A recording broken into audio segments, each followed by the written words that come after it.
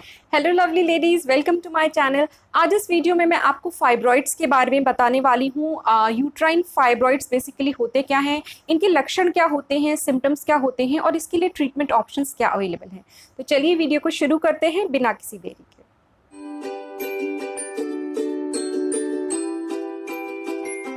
Fibroids एक तरीके के ट्यूमर्स होते हैं, यानी कि गांठें होती हैं जो कि गर्भाशय में यानी कि यूट्रस में पाई जाती हैं। इनका साइज जो है बहुत डिफरेंट तरह का हो सकता है, जैसे कि छोटा फाइब्रॉइड अगर है तो मटर के दाने जितना छोटा भी मिल सकता है और एक छोटे बच्चे के सर जितना बड़ा भी हो सकता है फाइब्रॉइड जब इंक्रीज कर जाता है साइज में। तो ज़्यादातर जो छोटे फाइब्रॉइड्स होते हैं वो तो जब डॉक्टर्स आपको वेजाइनली एग्जामिन करते हैं तब उसमें उनको फील होता है कि यहाँ पे फाइब्रॉइड है। तो छोटे फाइब्रॉइड्स तो इस तरीके से पता चलते हैं। और अगर ये इनका साइज़ ज़्यादा बढ़ जाता है किसी फाइब्रॉइड का आपके यूट्रस में, तो फिर ये आपके जो एब्डोमेन है उसमें भी, उसके थ्रू भी फील होने लग जाता है जब साइज़ इसका काफ़ी बढ़ जाता है। ये जनरली सिंगल मिल सकता है फाइब्रॉइड, लेकिन ज़्यादातर मल्टीपल फाइब्रॉइड्स मिलते हैं, यानी कि यूट्रस में 1, 2 या 3 उससे ज़्यादा भी छोटे छोटे फाइब्रॉइड्स जिनमें से किसी का साइज़ ज़्यादा बड़ा हो सकता है।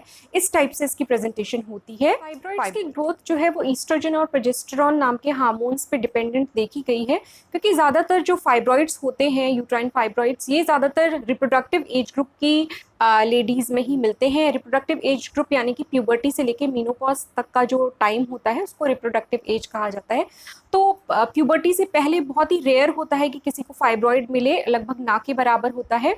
और मीनोपॉज के बाद देखा गया है कि अगर कोई फाइब्रॉइड होता भी है तो वो मीनोपॉज के बाद श्रिंक कर जाता है साइज में, और मीनोपॉज के बाद नए फाइब्रॉइड्स जो हैं वो डेवलप नहीं होते हैं। इसीलिए ऐसा माना जाता है कि ये जो इनकी ग्रोथ होती है फाइब्रॉइड्स की, ये ईस्ट्रोजन प्रोजेस्टेरोन हार्मोन्स के लेवल्स के ऊपर डिपेंड करती है। और दूसरा फैक्ट ये है कि जनरली प्रेगनेंसी के दौरान देखा गया है कि फाइब्रॉइड्स का साइज़ जो है बढ़ने की टेंडेंसी मिलती है। इसके अलावा जो महिलाएं ओरल कॉन्ट्रासेप्टिव पिल्स यूज़ कर रही हैं उनमें भी फाइब्रॉइड्स का साइज़ जो है वो बढ़ने को जनरली प्रेगनेंसी के दौरान जो फाइब्रॉइड्स का साइज़ बढ़ जाता है वो डिलीवरी के बाद अपने आप श्रिंक हो जाता है, ऐसा देखा गया है। अब मैं आपको बता दी कि कौन सी महिलाओं में ज़्यादा रिस्क होता है फाइब्रॉइड्स के डेवलपमेंट का। तो इसके मेनली 3 फैक्टर्स होते हैं, 3 फैक्टर्स होते हैं। पहला है अर्ली मिनार्की, यानी कि मिनार्की क्या होती है, जब पहला पीरियड आता है टीनेज में, 12-13 साल की उम्र में पहली बार पीरियड आता है उसको मिनाकी कहा जाता है। तो जिन लड़कियों में जल्दी मिनाकी हो गई होती है, यानी कि जनरली तो 13 साल में होती है, तो अगर 11 साल में या 10 साल में हो जाती है तो उनमें थोड़ा सा रिस्क ज़्यादा होता है आगे चल के फाइब्रॉइड्स डेवलप होने का। इसके अलावा जो नलीपेरस विमेन होती है, यानी कि जिन्होंने कभी भी कंसीव नहीं किया है, कभी भी बेबी डिलीवर नहीं किया है, तो उनमें थोड़ा रिस्क ज़्यादा होता है। और लो पैरिटी भी इसका एक रिस्क होता है, यानी कि जिन महिलाओं के बच्चे कम होते हैं, 1 या 2 बच्चे होते हैं, जनरली देखा गया है कि उनमें भी थोड़ा फाइब्रॉइड होने का रिस्क ज़्यादा। कर लेते हैं कि यूट्राइन फाइब्रॉइड्स के लक्षण क्या होते हैं। सबसे पहले मैं आपको बता दूं कि करीब 50% महिलाएं जो होती हैं जिन्हें फाइब्रॉइड्स होते हैं उनमें कोई सिम्टम नहीं मिलता है, यानी कि कोई भी लक्षण नहीं होता है जिससे कि पता चल सके कि फाइब्रॉइड है। अब जब लक्षण होते भी हैं फाइब्रॉइड्स के तो वो जनरली इस बात पे डिपेंड करते हैं कि फाइब्रॉइड का साइज़ कितना है, कितना बड़ा फाइब्रॉइड है, उसकी लोकेशन क्या है, यूट्रस में किस जगह पर फाइब्रॉइड जो है वो मौजूद है। इसके अलावा इसकी संख्या कितनी है, कितने फाइब्रॉइड्स आपके यूट्रस में मौजूद हैं। तो ये कुछ फैक्टर्स होते हैं जिनके ऊपर लक्षण जो होते हैं फाइब्रॉइड्स के वो डिपेंड करते हैं। तो अब हम बात कर लेते हैं कि क्या लक्षण इसके देखने को हमें पहला सिम्टम जो होता है यूट्राइन फाइब्रॉइड्स का, वो जनरली आपके मेंस्ट्रुअल पीरियड्स थोड़े से अलग हो जाते हैं, थोड़ी इसमें एबनॉर्मेलिटी आ जाती है, जैसे कि आपके पीरियड्स थोड़े हैवी होने लगते हैं, ज़्यादा ब्लीडिंग होने लग सकती है। इसके अलावा रुक रुक कर ब्लीडिंग होती रहे पूरे महीने में, ऐसा भी हो सकता है। पीरियड जल्दी जल्दी आने लगे, ऐसा भी हो सकता है। तो इस टाइप के कुछ चेंजेस आपके मेंस्ट्रुअल पीरियड्स में देखने को मिलते हैं। और कई बार ऐसा भी हो सकता है कि कंटिन्यूसली ब्लीडिंग होती रहे और ब्लीडिंग ना रुके, पीरियड का कोई जैसे 3-4 दिन का पीरियड आता था आपको पहले वैसा ना हो और कंटिन्यूसली ब्लीडिंग होती रहे। तो इस टाइप के सिम्टम्स जो हैं वो कई बार यूट्राइन फाइब्रॉइड्स के साथ सिम्टम जो फाइब्रॉइड्स का मिल सकता है वो है इनफर्टिलिटी, यानी कि लेडीज़ प्रेग्नेंट होने के लिए ट्राई कर रही होती हैं लेकिन प्रेगनेंसी हो नहीं पाती है। तो फाइब्रॉइड्स की वजह से क्या होता है, जनरली जो 4 सेंटीमीटर से ज़्यादा साइज़ के फाइब्रॉइड्स होते हैं उनकी वजह से ही ज़्यादातर इनफर्टिलिटी मिलती है। अब क्या होता है कि फाइब्रॉइड का साइज़ या उसकी लोकेशन के ऊपर डिपेंड करता है कि वो कितना अफेक्ट करेगा आपकी फर्टिलिटी को। अगर एक बड़ा सा फाइब्रॉइड आपके जहाँ पे आपकी फैलोपियन ट्यूब आपकी यूट्रस में खुल रही है, अगर वहाँ पे मौजूद है तो फिर वो आपकी ट्यूब को एक तरीके से ब्लॉक कर देता है, जिसकी वजह से प्रेगनेंसी नहीं ठहर पाती है, क्योंकि स्पर्म और एग का मिलन नहीं हो पाता है, फर्टिलाइजेशन नहीं हो पाता है, तो उस वजह से प्रेगनेंसी नहीं हो पाती है। और उसके अलावा जो इम्प्लांटेशन के लिए एक प्रॉपर एटमॉस्फेयर चाहिए होता है एम्ब्रियो को, वो भी कई बार नहीं मिल पाता है। यूट्राइन कैविटी काफ़ी डिस्टॉर्टेड हो जाती है फाइब्रॉइड्स की प्रेजेंस से, उसकी वजह से भी इनफर्टिलिटी हो सकती है। तो इस तरीके से फाइब्रॉइड्स की वजह से ये प्रॉब्लम भी मिल सकती है कि प्रेगनेंसी कंसीव सिम्टम की बात कर लेते हैं तो वो होता है पेन यानी कि दर्द। कुछ महिलाओं को ज़्यादा दर्द तो नहीं होता है, लेकिन उन्हें अपने एब्डोमेन के निचले हिस्से में, पेल्विक एरिया में, लोअर एब्डोमेन में उन्हें भारीपन सा हमेशा महसूस होता है।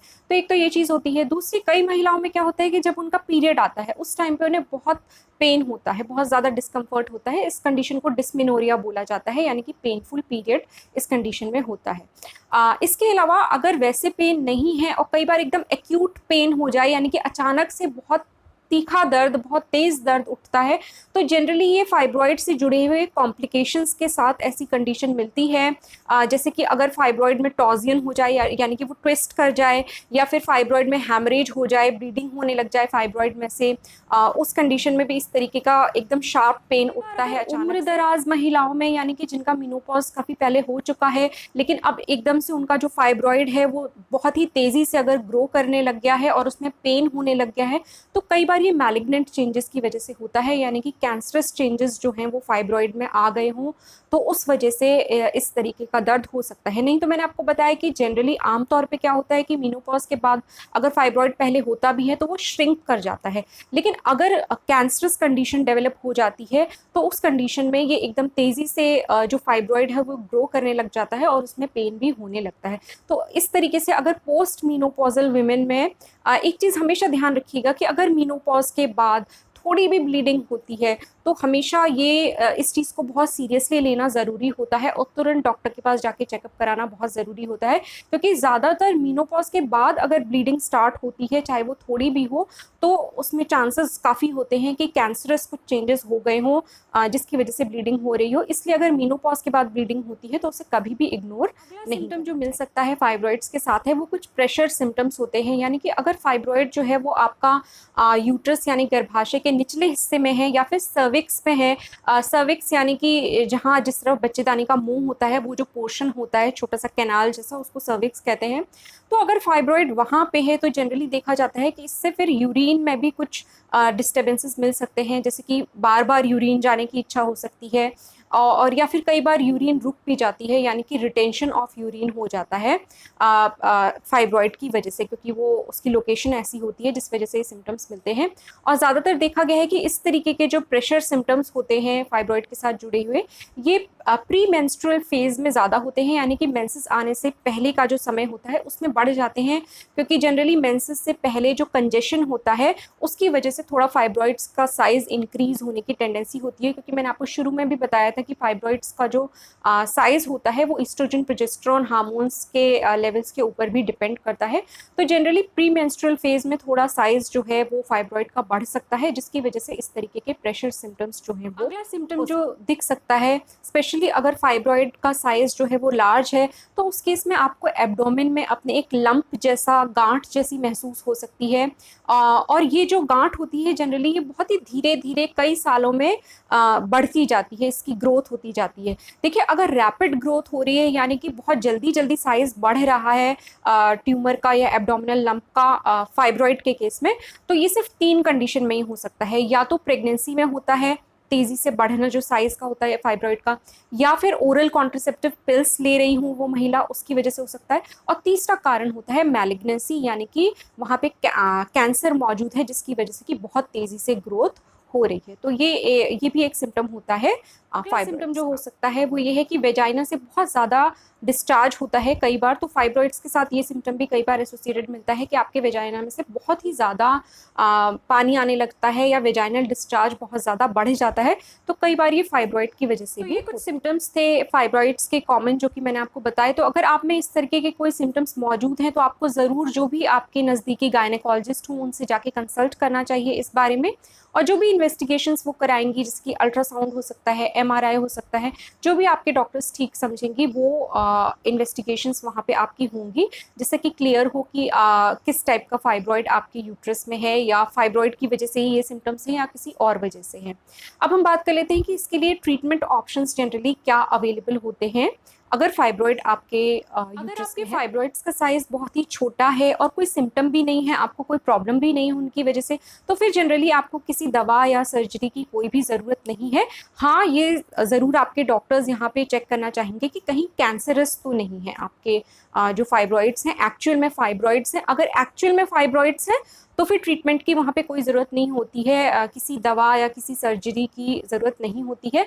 ऐसे में डॉक्टर्स आपसे कहते हैं कि हर 6 महीने पर फॉलोअप करा लिया करिए, या हर 6 महीने पर उसको एग्जामिन करा। इसमें फाइब्रॉइड का साइज़ बड़ा होता है, उसकी वजह से कुछ प्रॉब्लम हो रही है, या जैसे कि जिनमें बार बार अबॉर्शन हो जा रहा है, अगर फाइब्रॉइड्स की वजह से और कोई कारण नहीं है, फाइब्रॉइड्स की वजह से ही प्रेगनेंसी नहीं रुक रही है, या कंसीव ही नहीं कर पा रहे हैं फाइब्रॉइड्स की वजह से, या फिर अगर मीनोरेजिया हो रहा है, यानी कि बहुत ज़्यादा ब्लीडिंग हो रही है पीरियड्स के टाइम पे, या और जो प्रॉब्लमेटिक सिम्टम्स हैं जो कि मैंने आपको अभी इसी वीडियो में बताए थोड़ी देर पहले कि क्या क्या सिम्टम्स हो सकते हैं फाइब्रॉइड की, तो उस केस में फिर आपको ट्रीटमेंट की ज़रूरत होती है।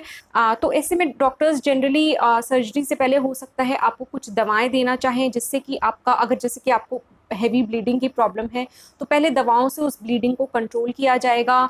क्योंकि ब्लड लॉस की वजह से आपका जो हीमोग्लोबिन का लेवल है आपके ब्लड में वो भी काफ़ी लो हो जाता है, एनीमिक हो जाती हैं आप। तो उस कंडीशन में फिर डॉक्टर्स उस कंडीशन को पहले मैनेज करेंगे सर्जरी करने से पहले, और या फिर दवाएं कई बार दी जाती हैं सर्जरी से पहले, ताकि आपका जो फाइब्रॉइड का साइज़ है वो छोटा हो जाए, ताकि सर्जरी करने में थोड़ी कम प्रॉब्लम आए। तो इस तरीके से ये ट्रीटमेंट ऑप्शंस होते हैं। और उसके बाद फिर सर्जरी करके जो आपके फाइब्रॉइड्स हैं वो रिमूव कर दिए जाते हैं। तो इससे भी आपको अपने सिम्टम्स में काफ़ी रिलीफ मिल जाता है सर्जरी के बाद। तो इस तरीके से कुछ ऑप्शंस हैं, और डेफिनेटली वीडियो जो है ये मेरा इन्फॉर्मेटिव पर्पस के लिए ही है।